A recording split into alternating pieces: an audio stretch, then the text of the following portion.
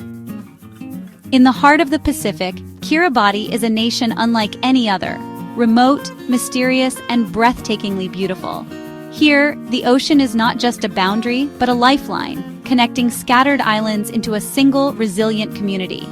33 coral atolls and islands are sprinkled across a territory that, astonishingly, is larger than the entire country of India.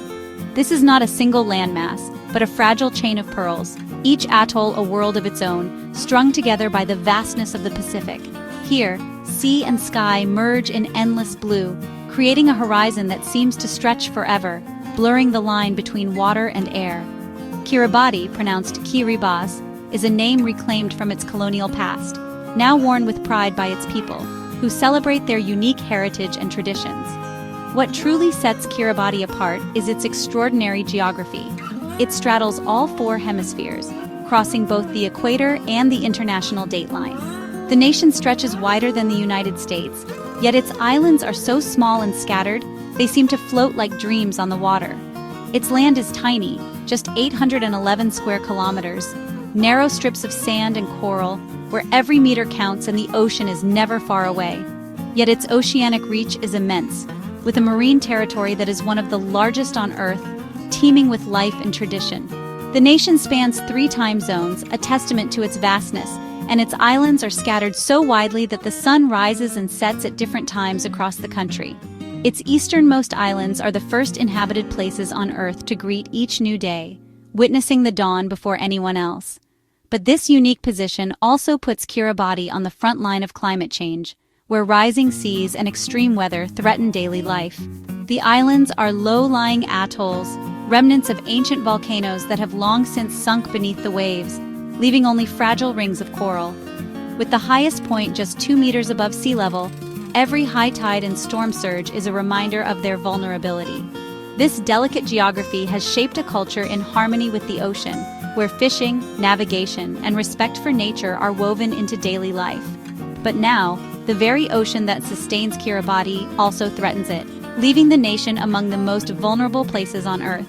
The rising sea threatens not just land, but homes, livelihoods, and the future of entire communities. For the people of Kiribati, the struggle is not only for survival, but for the very identity of this remarkable nation, a jewel scattered across 4 hemispheres, shining with hope and resilience. To know Kiribati is to know its people. The Kiribati, descendants of master navigators who crossed the Pacific by reading stars and waves. Their lives are deeply tied to the ocean, reflected in daily rhythms of fishing, weaving, and communal living. Traditional homes, called kia are open to the breeze, and water is drawn from shared wells. This is a life of simplicity and richness, rooted in land, sea, and community.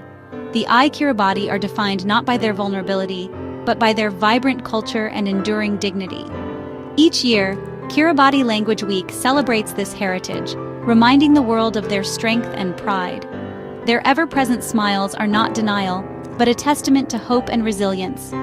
In a world disconnected from nature, the Kiribati show us the power of community and balance. They are the smiling people of the sinking islands, living proof of courage in the face of adversity. For Kiribati, the gentle sound of waves now signals danger. What was once a source of life and sustenance for generations has become a constant threat, creeping ever closer to the heart of the islands. Sea levels have already risen by up to 11 centimeters since 1993, enough to flood homes on land barely above the tide. For families living just meters from the ocean, even a small increase means the difference between safety and disaster. Scientists warn that by 2050, seas could rise another 15 to 30 centimeters and up to 2 meters by century's end. Such projections threaten to erase entire communities, leaving little time for adaptation or escape. King tides, once rare, now regularly inundate homes and roads, turning daily life into a battle against the ocean. Each high tide brings new uncertainty as families brace for the next wave of destruction. Some islands may face over 100 days of flooding each year. For many, the land they call home is becoming uninhabitable, forcing difficult choices about whether to stay or leave. The people of Kiribati, who contributed least to climate change, are the first to lose their homes, culture, and country. Generations of tradition and identity are at risk of being washed away, leaving behind memories and heartbreak. Already, several uninhabited islets have vanished beneath the waves, a stark warning for the future. Each lost island is a reminder of what's at stake for Kiribati and for all low-lying nations. This is a slow-motion catastrophe, unfolding one wave at a time. The changes are relentless, yet often invisible to the outside world, making the crisis all the more urgent. The fight is not just for land, but for the right to exist. It is a struggle to preserve language, heritage, and the bonds that tie families together. Kiribati stands as a frontline witness to the world's climate crisis. Its people are living proof of the urgent need for action, their voices echoing across the globe. Their struggle is a call for urgent global action, a plea for justice, solidarity, and hope in the face of rising tides. The rising sea's most insidious threat is saltwater intrusion, poisoning the land from below. It creeps silently, unseen, until the damage is done, transforming once fertile earth into barren ground. For the people of Kiribati, this is not a distant warning, but a daily reality. Kiribati's freshwater lens, vital for drinking and crops, is being contaminated as the ocean pushes inland. Wells that once provided life now yield brackish, undrinkable water. Families must travel farther or rely on rain to find what was once abundant beneath their feet. Traditional crops like breadfruit and taro wither in salty soil, forcing families to rely on expensive, unhealthy imported foods. The loss of these crops is not just a nutritional crisis, but a blow to cultural traditions passed down through generations. Homes built on sand are now threatened by eroding coastlines and storm surges. Each high tide brings new anxiety, as families wonder if their homes will withstand the next onslaught. Makeshift seawalls offer little protection, and some villages have already retreated inland, on islands only a few hundred meters wide. There is nowhere left to run, as the land itself shrinks with every season. The psychological toll is immense. The kaunga, the sorrow, is the grief of watching ancestral land disappear. Elders mourn the loss of places where their ancestors lived, loved, and are buried. It's the fear for children's futures and the loss of sacred graves. The sea claims not only homes, but memories and the very roots of identity. This is not just environmental loss, but a cultural and spiritual crisis. Ceremonies, songs, and stories are tied to the land, and as it vanishes, so too does a way of life. The ocean, once a provider, is now a constant threat. Fishing grounds are lost, and the rhythm of daily life is disrupted by the relentless advance of the tides. The very identity of the Kiribati is eroding with their shores. Each wave that crashes in is a reminder of what is at stake: language, heritage, and belonging. The rising sea is starving the land and the spirit of a nation. In Kiribati, the struggle is not just to survive, but to hold on to hope as the ocean drinks the land.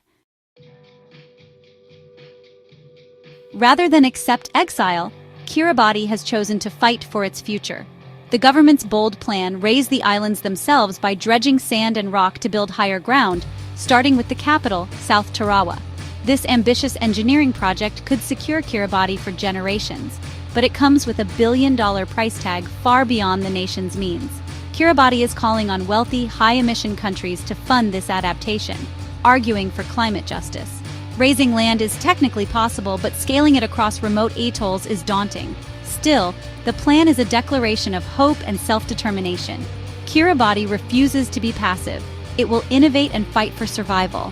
Their struggle is a test of global responsibility and solidarity. Kiribati's quest for survival has drawn it into the currents of global geopolitics. Seeking investment, the nation has turned to China, raising concerns among regional powers like Australia and the US. To fund adaptation, Kiribati controversially opened the Phoenix Islands protected area to commercial fishing, balancing urgent needs against conservation. The presence of foreign fishing fleets highlights the difficult trade-offs faced by a nation fighting for existence. Kiribati must navigate these alliances carefully, seeking support without sacrificing sovereignty. Their fate is shaped in distant boardrooms, a stark reminder that climate action is inseparable from global power and economics. The world's major powers have a moral duty to help, not as charity, but as justice for a crisis they helped create. As Kiribati battles rising seas, science is its ally. NASA's satellites, including the groundbreaking SWAT mission, provide precise data on sea level rise, crucial for planning defenses. By combining satellite imagery, computer models, and local tide gauges, scientists help Kiribati pinpoint vulnerable areas and prioritize adaptation. This partnership turns hope into strategy, empowering the nation with knowledge. Science is not just academic, it's a lifeline for survival.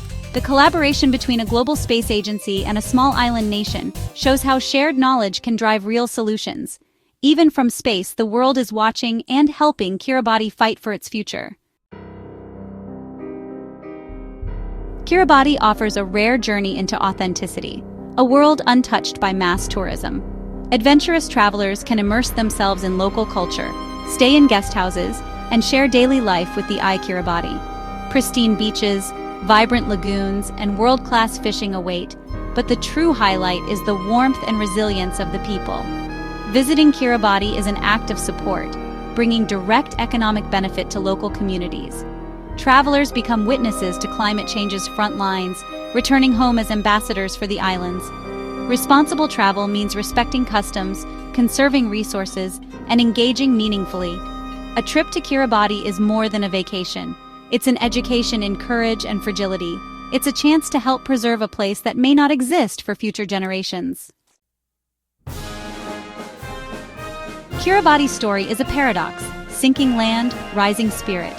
The Kiribati are not waiting for rescue. They are fighting, innovating, and demanding justice. Their courage is a lesson for us all. Even against overwhelming odds, hope and action matter. The fate of Kiribati is tied to choices made far away. Our cars, our energy, our policies. Kiribati is the world's warning, but also its inspiration. This is a call for wealthy nations to honor climate commitments and for all of us to act. We share a moral responsibility to ensure Kiribati's survival. Let's remember Kiribati not as lost, but as a nation that inspired change. The tide is rising, but so is the human spirit. The future of this Pacific jewel rests in our hands.